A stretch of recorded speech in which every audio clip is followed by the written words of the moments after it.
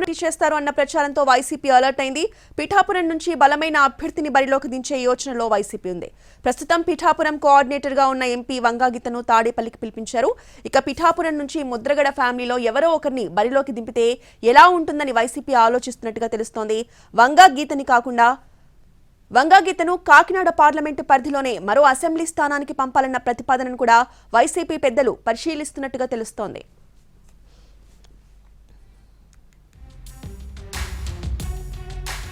YCP operation మంగళగిరిని ప్రారంభించింది. 2019 assembly ఎన్నికల్లో మంగళగిరి నియోజకవర్గాన్ని దక్కించుకున్న వైసీపీ మరోసారి నారా లోకేష్ ను ఓడించేందుకు ప్రిపేర్ అయింది. మంగళగిరి అభ్యర్థిని మార్చేసింది. మురుగుడు లావణ్యకు టికెట్ ఇచ్చింది.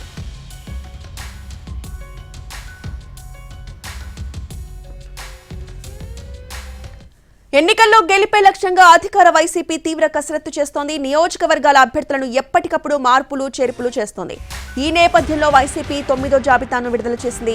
ముఖ్యంగా ఆపరేషన్ మంగళగిరికి శ్రీకారం చుట్టింది. నారా లోకేష్ ఓటమే లక్ష్యంగా అభ్యర్థులను మారుస్తున్నారు.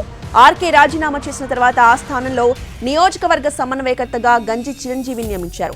సరిగ్గా 60 రోజుల తర్వాత మరోసారి నియోజకవర్గంలో మార్పుకు శ్రీకారం చుట్టారు. ఇప్పుడు మురుగుడు లావణ్యను వైసీపీ సమన్వయకర్తగా నియమించారు.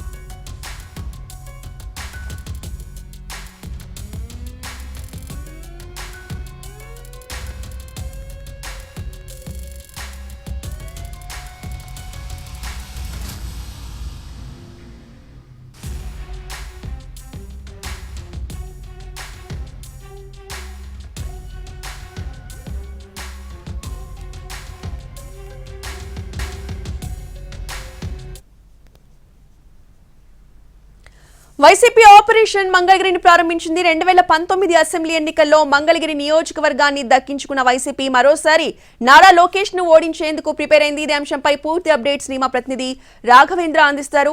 రాఘవేంద్ర,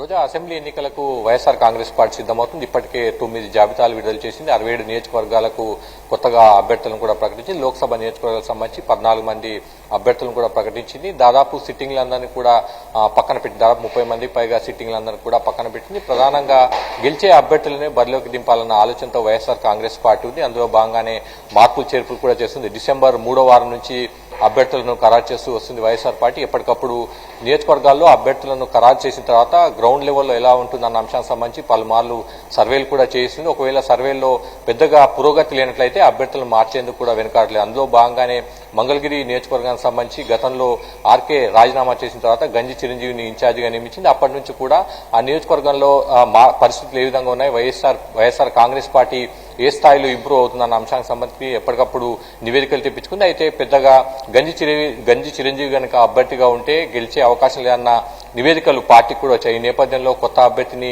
బరిలోకి దింపాలన్న ఆలోచన వైఎస్ఆర్ కాంగ్రెస్ పార్టీ చేసింది. అందులో భాగంగా నిన్న మంగళగిరి నియోజకవర్గానికి సంబంధించిన కీలక నేతలతో పార్టీ పెద్దలు సమాలోచన చేశారు. మురుగోడు లావణ్యను బరిలోకి దింపాలన్న ఆలోచన చేశారు. అందులో భాగంగానే నిన్న రాత్రి జాబితాను విడుదల చేశారు. కొత్తగా నియోజకవర్గానికి ఇన్ఛార్జిగా మురుగోడు లావణ్యను నియమించారు. అదే సమయంలో పార్టీకి సంబంధించి ఎవరైతే ముఖ్య నేతలు ఉన్నారు, మంగళగిరి నియోజకవర్గానికి సంబంధించి ముఖ్య నేతలంతా కూడా కలిసి పనిచేయాలి, ఆమెను గెలిపించాలని కూడా జగన్ స్పష్టం చేశారు. ఇక పిఠాపురం నియోజకవర్గానికి సంబంధించి కూడా వైఎస్ఆర్ కాంగ్రెస్ పార్టీ దృష్టి పెట్టింది. అక్కడ నుంచి పవన్ కళ్యాణ్ బరిలోకి దిగే అవకాశం ఉన్నట్టుగా క్లారిటీ వచ్చింది. ఈ నేపథ్యంలోనే నిన్న వంగాగీతతో పార్టీ ముఖ్య నేతలంతా కూడా సమావేశమయ్యారు.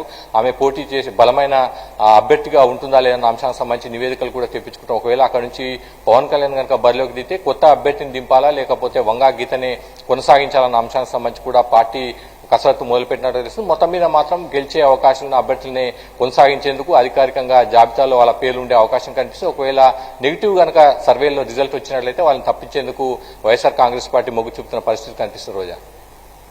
Right, thank you Raghavendra.